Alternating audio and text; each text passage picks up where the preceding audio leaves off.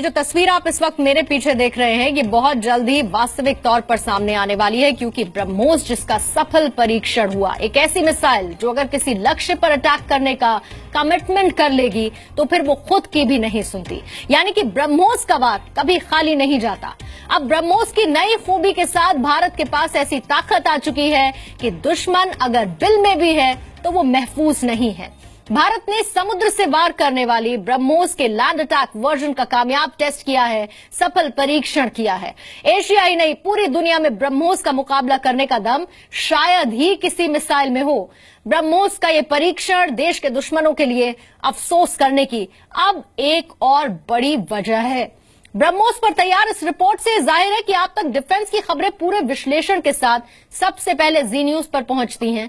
आज एक बार फिर पूरे बारीक विश्लेषण के साथ ब्रह्मोस पर रिपोर्ट आपके सामने है, जिसमें एक्सपर्ट्स की राय भी है, तकनीकी पहलुओं को भी सामने रखा गया है।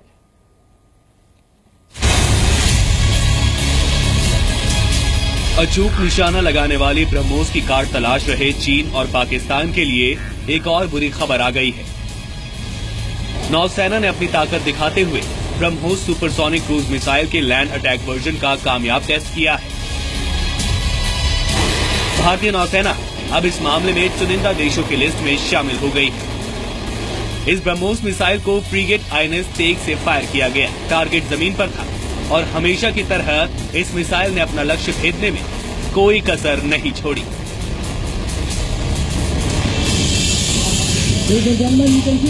On your right, a BrahMos missile has been launched by INS Kolkata and posted in sea. Bharat ने हाल ही में ब्रह्मोस सुपरसोनिक क्रूज मिसाइल की बड़ी रेंज की टेस्ट फायरिंग की थी, जो 100% सफल बताई गई।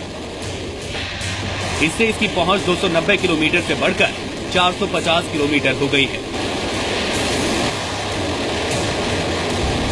भारत और रूस ने मिलकर ब्रह्मोस मिसाइल तैयार की है।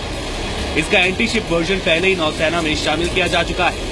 कई युद्धपोत इससे लैस हैं। देश के दुश्मनों का बैड लक बन चुके इस ब्रह्मास्त्र का एक और क्रांतिकारी वर्जन अभी डेवलप किया जा रहा है और वो मिसाइल 800 किलोमीटर तक निशाना लगाएगी।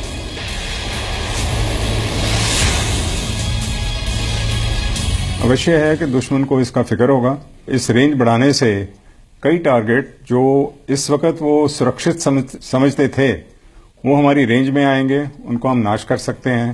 तो इसका प्रभाव तो उन पे जरूर होगा। तो इससे हमें बहुत फायदा है रेंज बढ़ाने से।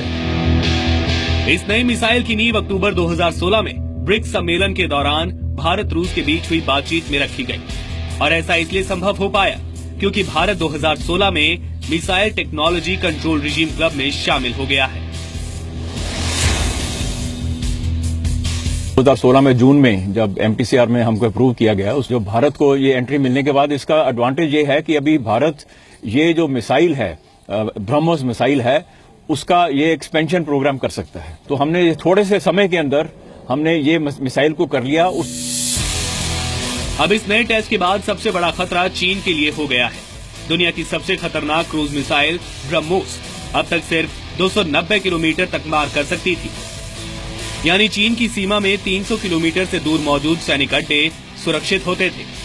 आवाज की रफ्तार से 3 गुना तेज रफ्तार से वार करने वाली इस मिसाइल से अब दुश्मनों की सीमा में 800 किलोमीटर अंदर तक मौजूद टारगेट भी सुरक्षित नहीं होंगे।